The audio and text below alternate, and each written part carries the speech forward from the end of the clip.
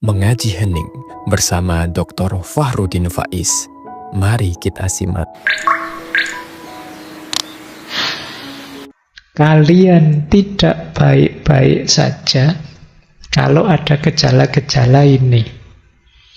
Ini kita belum masuk ke agama ya, ini masih mencermati diri kita, ini waras apa tidak. Ada banyak, ini sebagiannya dulu ya. Kita tidak baik-baik saja, coba dicek. Teman-teman ngalami ini enggak? Yang pertama apa? Moodnya berubah secara drastis. Tiba-tiba sedih dalam sekali, tanpa alasan. Atau seperti orang ekstase, ceria luar biasa, padahal ya enggak ada apa-apa. Itu alamat tidak baik-baik saja. Jadi moodnya tiba-tiba sangat drop atau tiba-tiba sangat melambung, tidak terkendali. Nah, kalau ada gejala-gejala seperti ini, ambil nafas sebentar, mundur sebentar. Ada yang tidak beres. Atau yang kedua, ada masalah dengan tidur. Entah sulit tidur, entah berlebihan tidur, kokean turu. Pinginnya tidur saja. Nah, mulai pagi sampai sore tidur saja. Kemungkinan ada masalah. Atau sebaliknya, sulit tidur. Sudah macam-macam obat diminum, CTM sabok entek misalnya. Ya, kalau levelnya kalian obat tidur kan mahal, itu CTM. Nah, ada masalah.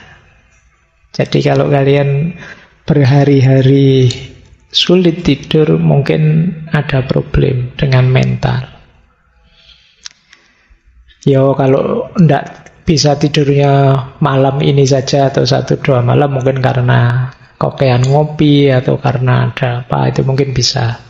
Memang niatnya melekan mungkin bisa, tapi yang terus-terusan enggak bisa tidur, ada masalah pasti. Atau yang ketiga, berat badan naik drastis atau turun drastis, alasannya tidak jelas.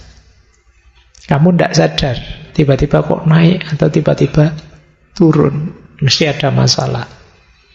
Ya kan, tapi kalau kamu sengaja diet atau sengaja makan banyak, itu beda, memang kamu sengaja. Tapi ini kamu sebenarnya tidak ingin diet, kok tiba-tiba kurus. Kamu juga perasaan makan itu biasa-biasa tapi kok gemuk, atau selera makanmu tidak terkontrol, kemungkinan ada masalah. Atau kamu menyendiri, kamu pingin sendiri, tidak mau diganggu dalam waktu lama, kemungkinan kita tidak baik-baik saja.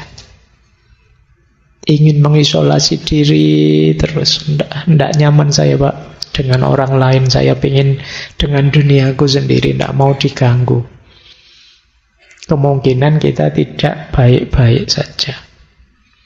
Atau susah berkonsentrasi, ngambil keputusan susah, selalu bingung. Sekedar pingin makan di mana malam ini, itu mikirnya suwi banget. Stres gara-gara itu. Kok kamu kurus? Saya mikir Pak, mikir apa? Mikir makan di mana. Tiap hari begitu Pak. Jadi ada masalah Pak. Hal-hal biasa-biasa jadi sulit kamu putuskan. Kadang-kadang kita kemarin menyebutnya yang begini kan overthinking, untuk hal-hal yang tidak penting. Kemungkinan kita tidak baik-baik saja. Ya, kalimat saya tidak baik-baik saja itu saya tidak berani bilang kamu kesehatan mentalmu agak terganggu, tapi mungkin ada hal-hal yang perlu kamu perbaiki.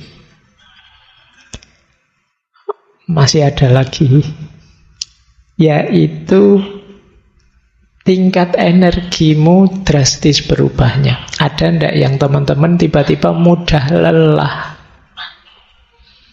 Biasanya saya itu sehat loh Pak, sekarang jalan sebentar ke kampus rasanya lelahnya luar biasa.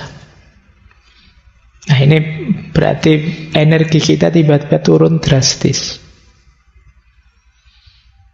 Atau ada gembira berlebihan yang tidak wajar. Cuma nonton apa gitu, ketawanya tidak selesai-selesai. Itu kemungkinan kita butuh pelampiasan. Jadi kita butuh pelarian. Nah ini jangan-jangan kita memang tidak baik-baik saja. Apalagi yang ini, ada persepsi atau pola pikir yang terganggu.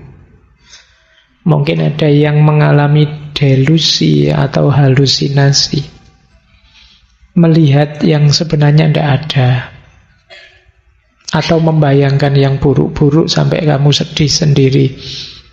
Nah ini berarti kita tidak baik-baik saja. Ada lagi perubahan dalam perilaku. Jadi tiba-tiba sensi, ngamukan, tersinggungan. Kemungkinan ya memang tidak baik-baik saja. Atau merasa diri tidak bernilai. Mungkin kemarin pernah saya ceritakan, tiba-tiba ada mahasiswa yang curhat ke saya bahwa, Pak, kenapa sih saya itu ada di dunia ini? Gunanya apa Allah itu menciptakan saya? Wong saya merasa tidak ada gunanya apa-apa. Saya itu beban bagi semuanya yang lain. Kalau ada yang pikirannya begini, ya memang sedang tidak baik-baik saja. Ayo kita bereskan pelan-pelan. Jangan kesusu ngambil keputusan yang buruk-buruk. Jadi ini rasa tidak bernilai. Apa sih gunanya aku, siapalah aku, dan lain sebagainya.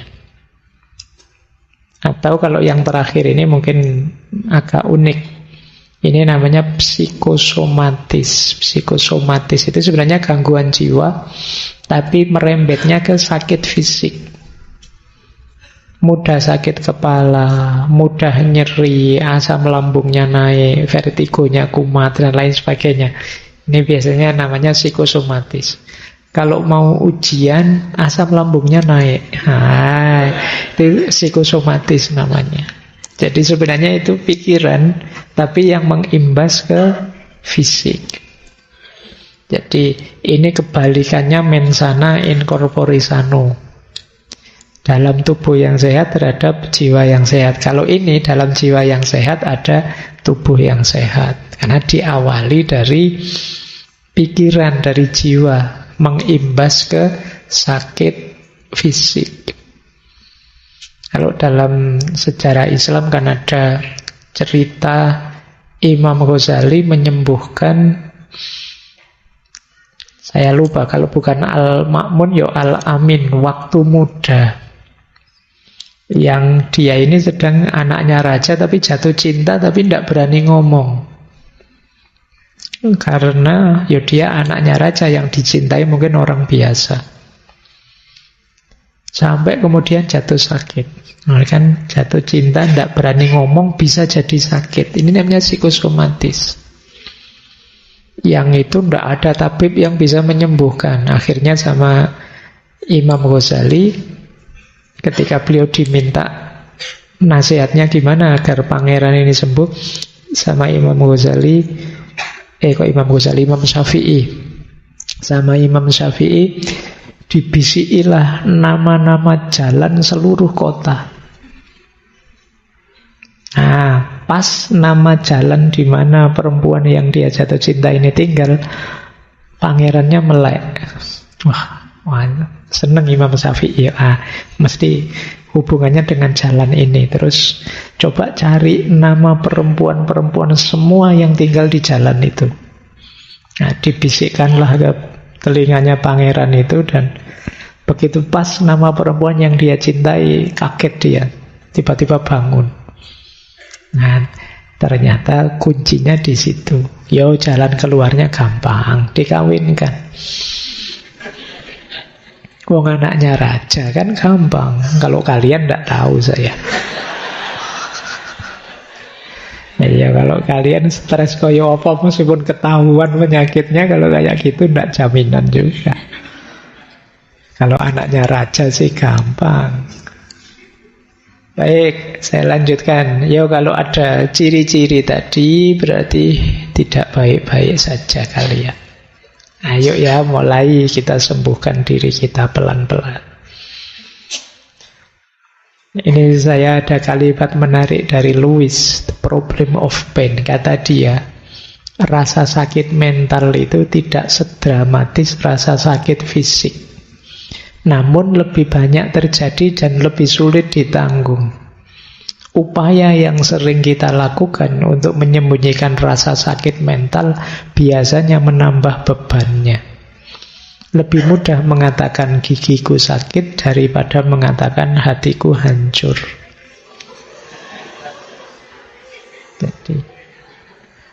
Jadi orang yang sakit mental itu kan memang mau cerita itu rasanya enggak enak. Kalau sakit gigi sih gampang. Ini teori ini berlawanan dengan lagunya Maggie Z itu. Daripada sakit gigi lebih baik sakit hati. Kalau ini enggak. Ayo ngomong sakit hati gampang, sakit gigi gampang, tapi ngomong sakit hati sulit. Jadi makanya teman-teman saja ya yang punya circle, punya teman, punya jaringan, punya kelompok, punya kolega, yuk saling peduli. Karena kadang-kadang sahabat kita, teman kita yang dalam kesulitan dalam aspek mental ini, sulit sekali kita mendeteksinya. Ayo saling peduli, saling mendukung. Kalau sakit fisik gampang. Kita sering dapat berita teman kita yang ini sakit ini sekarang abnormal, ketahuan, tinggal kita jenguk di rumah sakit, selesai. Tapi yang sedang kecewa, sedang patah hati kan tidak ada woro-woronya di grup WA.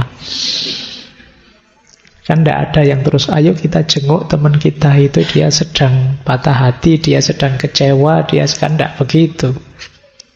Nah, itu sulitnya sakit mental. Padahal kadang-kadang sakit mental itu efeknya bisa fatal. Ya kayak saya bilang tadi, sampai ada yang mengakhiri hidupnya. Maka penting bareng-bareng, ayo kita saling peduli.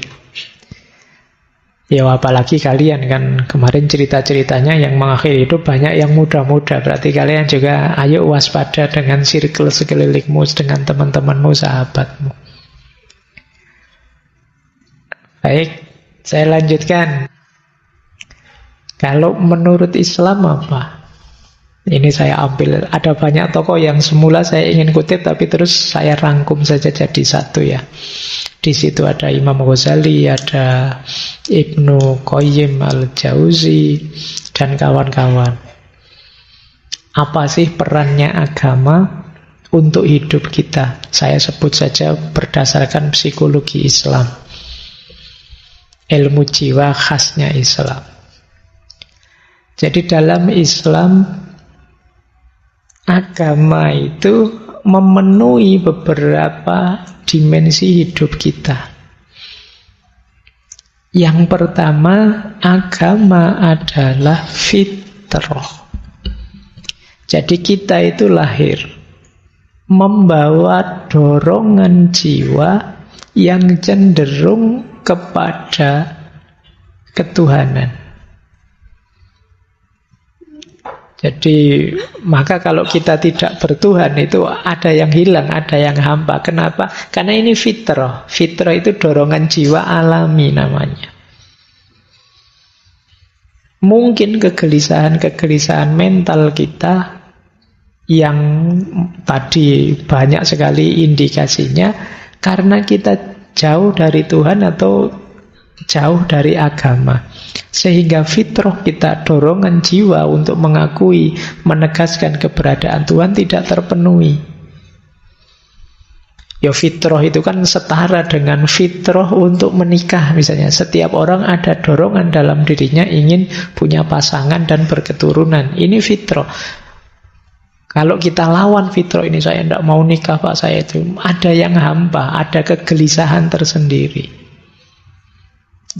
Nah, agama juga begitu. Jadi kalau dalam Islam, kalau kita menjauh, kalau kita meninggalkan agama, ada yang hamba dan gelisah. Nah, ini kalau teman-teman membaca kritik-kritik pada peradaban barat yang terlalu materialistik, itu kan arahnya ke sini. Ada yang hilang, ada yang hampa, ada fitrah yang dikesampingkan. Itu yang membuat gelisah. Maka agama berperan mewujudkan, memfasilitasi fitrah itu, yaitu fitrah bertuhan. Itu yang pertama itu. Yang kedua, ada lagi perannya agama, yaitu peran akidah. Peran akidah ini, tadi kan hidup bahagia itu harus punya tujuan, punya nilai. Peran akidah ini dia berperan, kita mantep, kita yakin, kita percaya pada Tuhan, yang itu tujuan dan makna puncak hidup kita. Di situ kita nyaman kemudian. Jadi ini peran akidah, karena kita tujuannya Tuhan, kenyamanan kita ada pada Tuhan, kegagalan apapun masih bisa kita toleransi selama kita tidak menjauh dari Tuhan. Nah, ini peran agama di situ. Kalau teman-teman sedang galau, sedih, gelisah, mari kita sadari bahwa hidup ini ilaihi roji'un, kembali pada Allah. Selama kita tidak kehilangan Allah, selama kita masih dekat dan semakin dekat padanya, kita masih nyaman, kita masih aman. Tidak harus galau, tidak harus putus asa. Ini namanya peran akidah. Yang ketiga, apa perannya agama untuk kesehatan mental? Yaitu takwa. Takwa ini kita mendefinisikannya kesadaran dan ketaatan pada Allah, pada Tuhan. Kesadaran dan ketaatan ini jangan dikira sekedar kayak kritiknya Nietzsche tadi ya, itu hanya kita seperti budak saja disuruh-suruh. Enggak. Yang diperintahkan oleh Allah pada kita itu sesuatu yang manfaatnya untuk kita. Kalau budak itu kan disuruh untuk manfaat majikannya. Tapi Allah menyuruh kita untuk kita, ketenangan jiwa kita, kemantapan hati kita, perilaku kita yang baik, panduan moral untuk hidup sehari-hari. Disitulah perannya agama. Kadang-kadang pikiran kita buntu, hati kita gelap, kita tidak bisa milih apa yang harus saya lakukan, apa yang harus saya jauhi.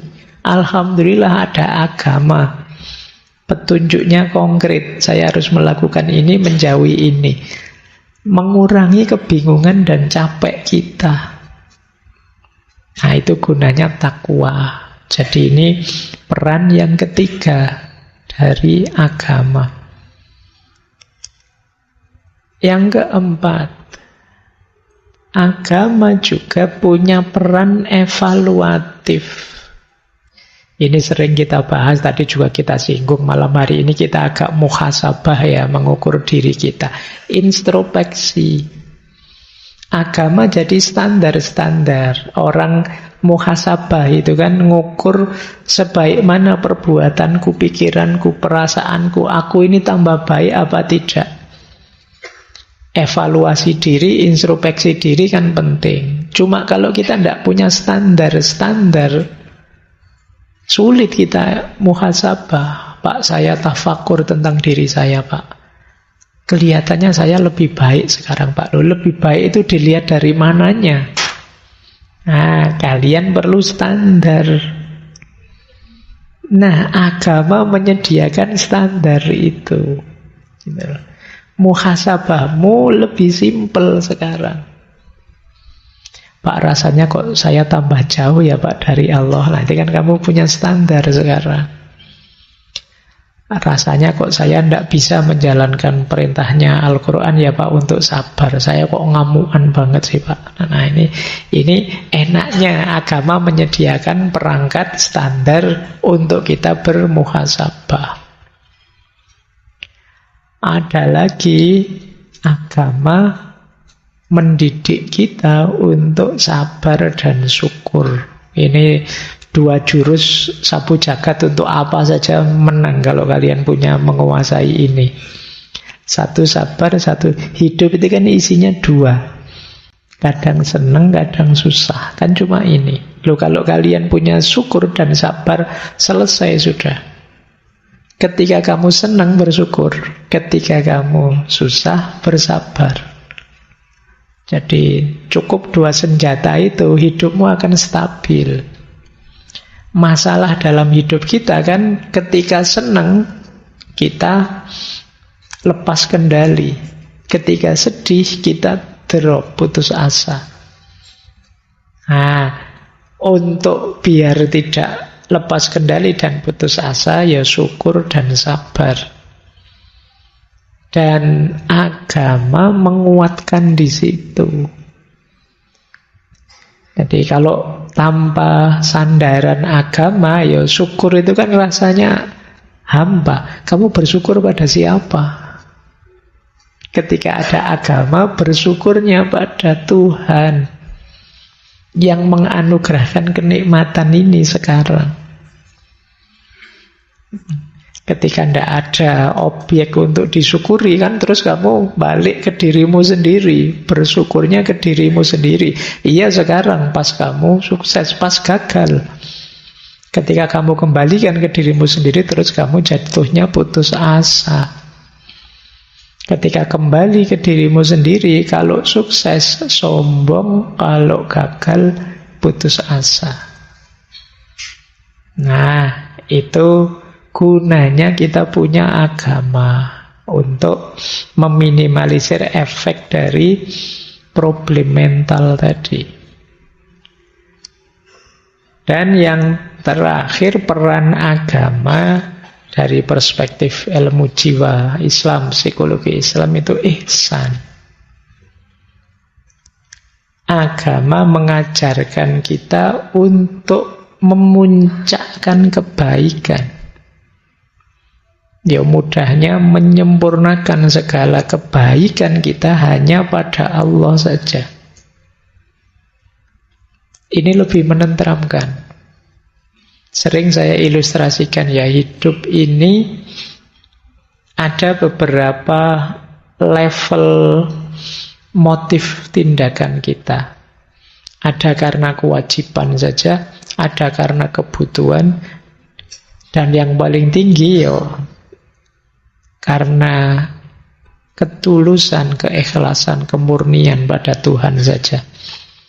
Nah, agama menyarankan segala perbuatan kita dipuncakkan sampai ke level lillahi ta'ala. Tidak sekedar karena pamrih, apalagi karena kewajiban. Segala sedih, galau, kecewa kita muncul karena ada pamrih-pamrih biasanya. Seperti saya bilang tadi, ya, di pengantar waktu launching buku tadi kan saya bilang, kalau tidak ada target apa-apa, ya tidak mengecewai apa-apa. Tapi kalau kalian motif pamrihmu banyak, ya kecewamu banyak. Ngaji ke sini, saya nanti ngaji duduk agak pojok yang dapat sandaran, terus nanti ngambil minumnya 2, terus nanti kamu ngancang-ngancang gitu. Begitu nyampe sini, loh yang datang sudah banyak, tempat dudukku sudah ditempati orang, minumnya tidak kebagian, kecewamu banyak. Kenapa? Tadi pamrihmu banyak. Nanti kalau sudah selesai, pingin ngobrol sebentar sama Pak Faiz, yang ngantri banyak, kamu tidak sempat maju sampai jengkel. Nah, kecewamu banyak karena pamrihmu banyak. Kalau tadi tidak pamrih apa-apa, mungkin tidak ada yang kecewa. Tapi karena kamu target dan meleset, jadi kecewa. Maka dalam agama kita diminta ihsan. Ihsan itu kan, kalau dalam Islam, anta budallaha ka'annaka tarahu wa illam takun tarahu fa innahu yaraka. Melakukan apapun ikhlas karena Allah saja. Itu lebih nyaman untuk mental kita. Jadi ini gambaran umum sederhananya Apa kalau ada yang tanya peran agama untuk kesehatan mental? Kalau dari Islam, agama memberikan fitrah, memberikan akidah, memberikan takwa, memfasilitasi muhasabah, mendorong kita untuk sabar, syukur, dan ihsan. Dan ini efeknya luar biasa untuk kesehatan mental kita. Kalau inginnya lebih konkret, bisa misalnya, ini contoh dari kitabnya Imam Ghazali, Ihya Ulumuddin. Ini kalau teman-teman jeli ya, ada beberapa tips mengatasi problem kesehatan mental versinya Imam Ghazali. Ini hasil pencermatan saya sekilas saja, sebenarnya masih banyak. Misalnya, untuk mengatasi degradasi moral. Kalau kegalauan hidupmu, stresmu, sakit mentalmu, karena kamu merasa banyak maksiat, banyak dosa, saya terlalu sering maksiat mungkin Pak ya, saya terlalu, terus kamu galau sendiri, stres sendiri gara-gara itu, solusinya dua kata Imam Ghazali. Taubat dan tazkiyatun nafas. Ayo ditobati, terus pelan-pelan kita bersihkan hati kita. Cara membersihkannya, nawa itu tidak mengulang lagi maksiat-maksiat yang kemarin saya jalankan. Dosa-dosa yang kemarin saya lakukan. Ini akan meringankanmu. Jadi, taubat itu kan semacam menetralisir segala beban dosa dan kemaksiatan yang selama ini kalian lakukan, yang membuatmu stres. Tapi dengan melakukan itu plus pembersihan jiwa, jiwamu akan lebih tenang. Jadi itu tips dari Imam Ghazali. Solusi pertamanya justru taubat. Jangan lupa ini ya. Karena kalau jiwa kita masih kotor, tiba-tiba saya ingin menutup dosa saya dengan puasa, dengan sholat ini itu, ya belum, diawali taubat dulu. Membersihkan wadahnya dulu. Nah ini mengatasi degradasi moral. Kalau teman-teman merasa hampa makna, hampa tujuan, saya bingung ini Pak, hidup saya mau kemana? Saya harus bagaimana menjalani hidup ini? Imam Ghazali menyarankan dua. Zuhud dan qanaah lah. Qanaah itu merasa cukup dengan apapun yang saya miliki saat ini. Zuhud itu kondisi jiwa kita yang tidak lagi tergoda oleh hal-hal duniawi. Ini zuhud. Lu kalau gitu ndak kuliah, ndak kerja Pak. Ya tetap kuliah, ya tetap kerja. Tapi tidak terikat, tidak jatuh cinta pada dunia. Ini membuat kita lebih mudah menetapkan tujuan. Memberi makna hidup. Dibandingkan kita masih tenggelam dalam hasrat ambisi duniawi. Kata Imam Ghazali. Kenapa begitu ya? Hasrat ambisi duniawi itu sering mengecewakan. Membuat kita putus asa. Mari kita terima saja, ya yang kita miliki ini ya sudah. Itu namanya qanaah. Dan tidak mudah tergoda, tidak mudah terpesona oleh hal-hal yang sifatnya duniawi. Itu ada kata mutiara yang luar biasa dari Sayyidina Ali bin Abi Thalib. Beliau menyatakan, ya dunya hurri wairi lakot tolak tuka salasatan. Wahai dunia, godalah orang lain saja selain aku. Kenapa? Aku sudah menalakmu tiga. Jadi itu Ali bin Abi Thalib. Itu membentuk jiwa yang zuhud. Saya tidak tahu kalian berani tidak bilang begitu. Wahai dunia, aku sudah talak 3 padamu. Tidak mungkin rujuk lagi sudah. Baik. Ya kalau di usia-usia kalian masih Tidak gampang untuk qanaah. Tapi boleh latihan. Intinya bagaimana jiwa kita tidak terikat dengan dunia. Kemudian kalau kita mengalami hampa spiritual, hampa nilai. Tadi kita merasa, Pak saya itu kok tidak berharga ya Pak. Apa sih nilai kehadiranku? Imam Ghazali menyarankan dua, riyadah dan mujahadah. Riyadah itu latihan. Sederhananya, ya bentuklah dirimu biar jadi orang yang bernilai, berharga.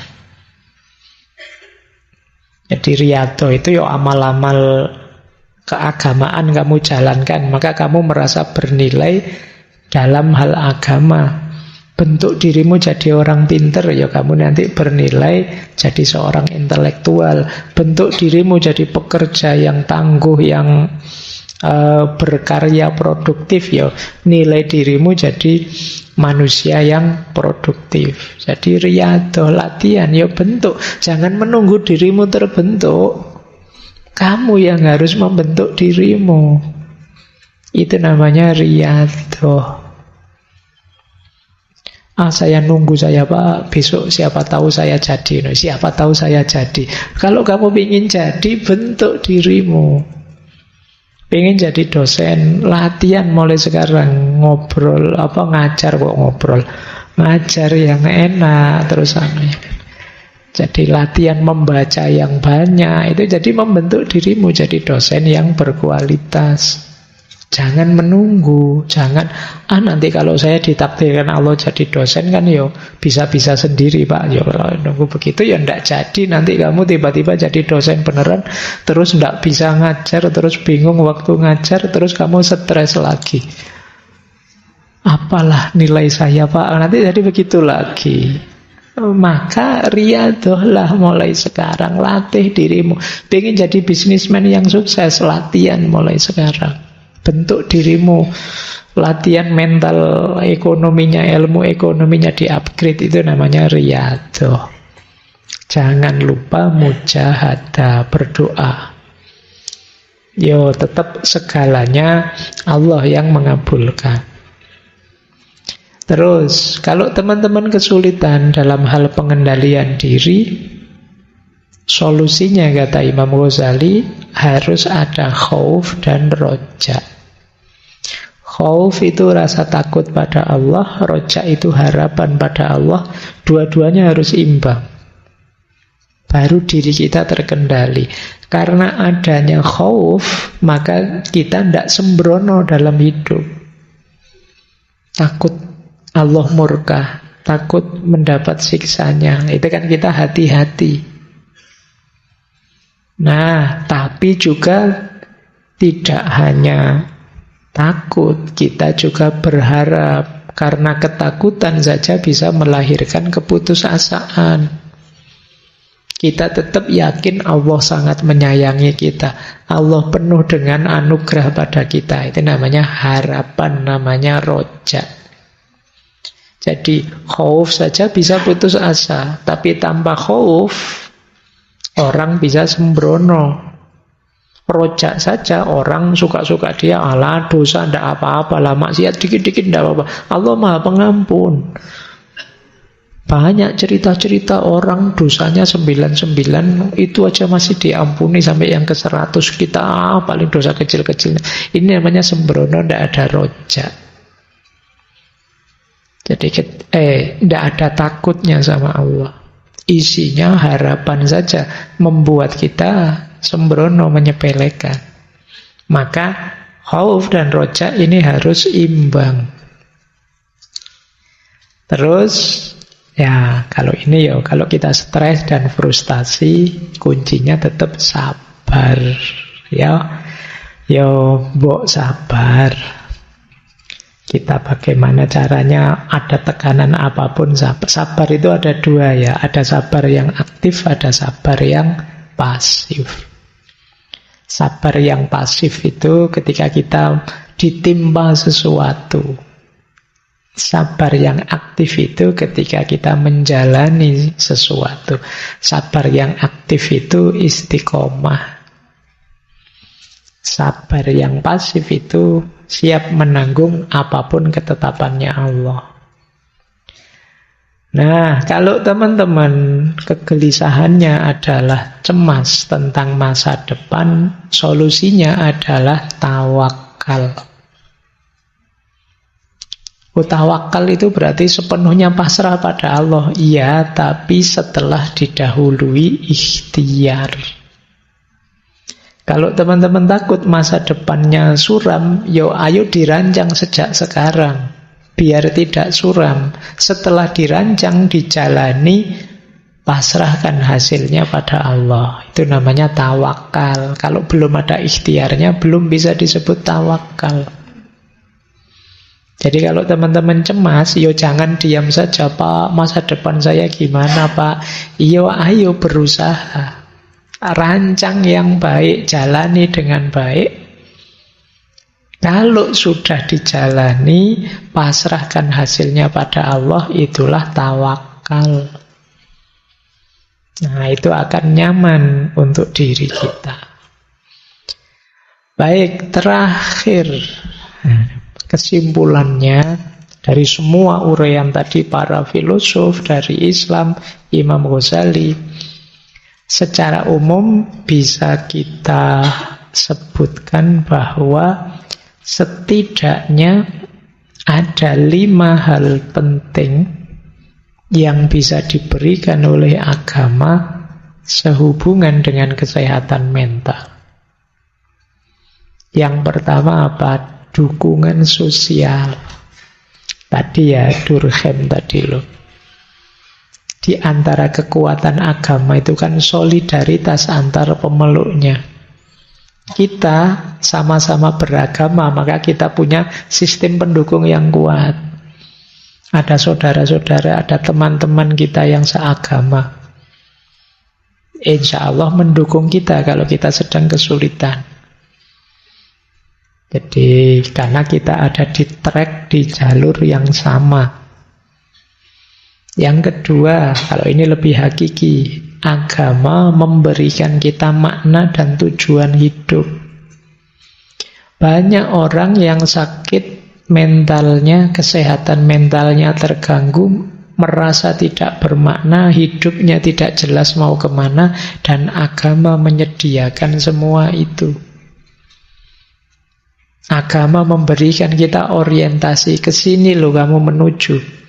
Ini loh makna hidupmu, maka ini yang harus kamu lakukan.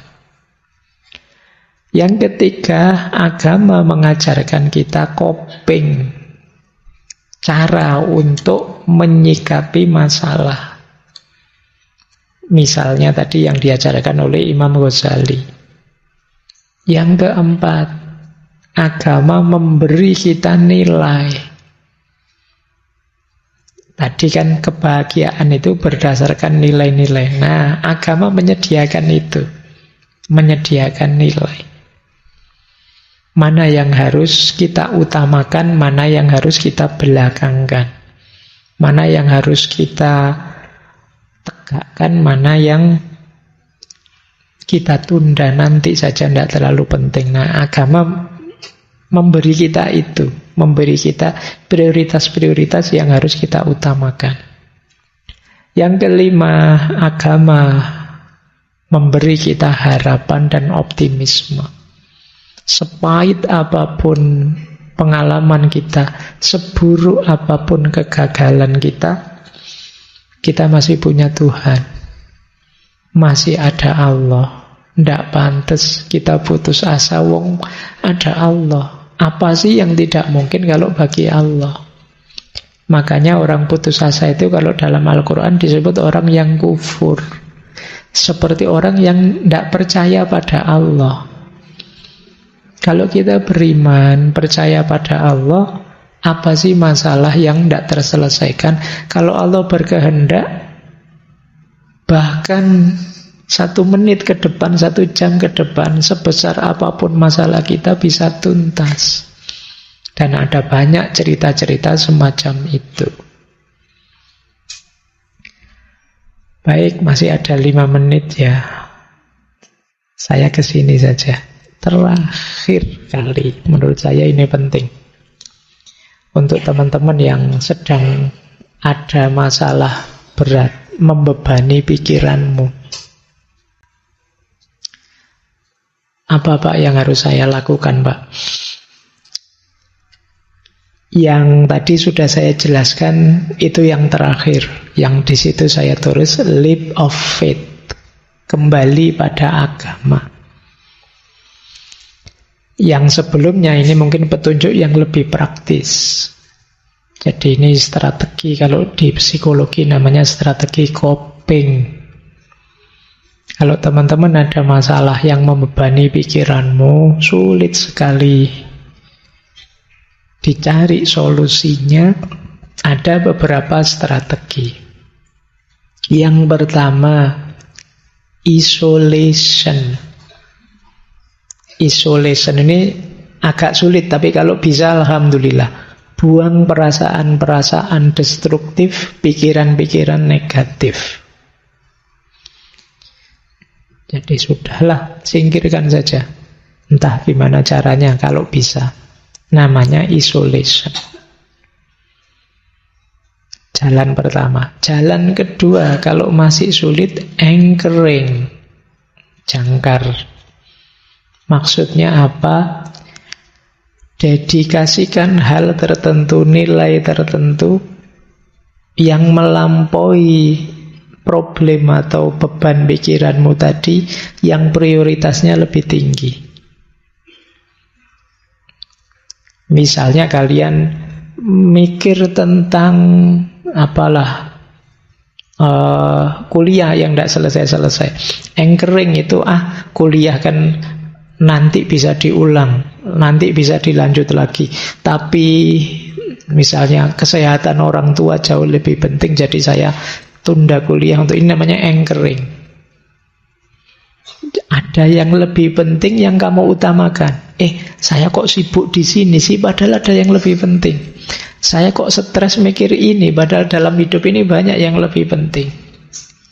Nah, itu jadi mendedikasikan hal-hal tertentu yang bisa menghadirkan rasa nyaman.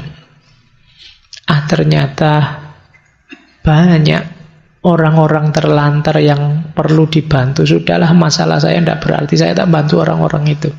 Ini namanya anchoring. Jadi ada nilai lebih tinggi yang ingin kamu hidupkan dibandingkan problemmu. Itu kalau bisa. Kalau masih sulit, boleh distraction. Alihkan perhatian. Jangan mikir itu terus. Kalau memang tidak ada solusinya, kalian boleh kejar hobimu. Atau saya biasanya nonton drakor ya Pak. Iya wis nonton drakor. Berseri-seri ya Pak. Yes, tonton enggak apa-apa. Yang penting kamu senang. Itu namanya distraction. Biar enggak stuck di problemmu itu terus. Wong tidak ada solusinya. Distraction. Atau ya entah kamu jalan-jalan kayak healing kayak atau kemana kayak. Yang penting kamu jangan stuck di masalahmu. Nah, kalau bisa lagi sublimation. Sublimation itu gunakan rasa sakitmu untuk hal-hal yang produktif, kreatif. Patah hati, nulis buku tentang patah hati. Itu produktif, namanya sublimation. Sedang sedih, bikin syair tentang kesedihan. Itu namanya sublimation. Bikin lagu tentang sublimation. Pak, saya tidak bisa Pak. Bisanya cuma masak Pak. Yo ngarang masakan apa yang baru. Itu kreatif, malah sedang stres. Sublimation. Boleh energimu kamu pakai untuk yang lebih kreatif. Kalau sublimation ini menguntungkan. Nanti kalau kamu sudah sehat lagi, sembuh lagi, lumayan punya karya. Dari energi kesedihanmu. Nah, kalau ingin lebih dalam lagi, temukan makna. Tidak ada satu peristiwa, tidak ada satu situasi pun yang tidak berarti. Semuanya bermakna, semuanya ada hikmahnya. Temukan hikmah itu dan kalian akan lebih tenang. Namanya find meaning. Bahkan sakit, bahkan kecewa, bahkan amarah dan lain sebagainya, itu kalau kita mau berhenti sejenak, merenung, menemukan hikmah-hikmah di baliknya, pasti akan ketemu. Dan itu akan mengurangi rasa tertekan, rasa stres kita. Ya, yang terakhir tentu saja kalau masih saja sulit, puncaknya adalah yuk kembali pada Allah. Leap of faith. Kembali pada agama. Karena memang seperti kita bahas tadi, agama punya peran besar terhadap stabilitas kondisi mental kita. Terima kasih sudah menyimak. Semoga channel Mengaji Hening bersama Dr. Fahrudin Faiz selalu bisa memberikan ilmu, motivasi, dan kebermanfaatan. Salam sehat dan bahagia.